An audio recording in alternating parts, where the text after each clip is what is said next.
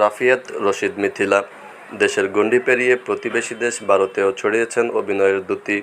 তারই ধারাবাহিকতায় শুক্রবার ৫ জুলাই কলকাতায় মুক্তি পেয়েছে তার অভিনীত নতুন সিনেমা অরণ্যের প্রাচীন প্রবাদ।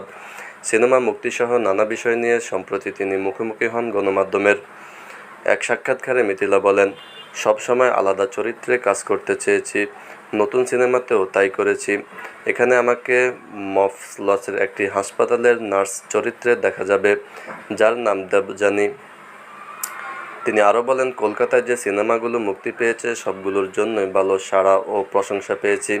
তার মধ্যে মায়া সিনেমাটি বেশ ভালো চলছে, অভাগী পুরস্কার জিতেছে, পিছিয়ে নেই নীতিশাস্ত্রও।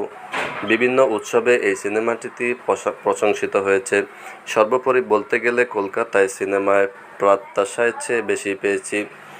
অরণ্যের প্রাচীন প্রবাদ সিনেমাটি পরিচালনা করেছেন দুলাল দে। রহস্যভরা এই সিনেমায় মিথিলার বিপরীতে অভিনয় করেছেন কলকাতার অভিনেতা জিতু কমল। প্রসঙ্গত, কলকাতায় মুক্তির অপেক্ষায় আছে মিথিলা অভিনীত আরও একটি সিনেমা, নাম হচ্ছে মেঘলা। এতে কেন্দ্রীয় চরিত্রে অভিনয় করেছেন তিনি।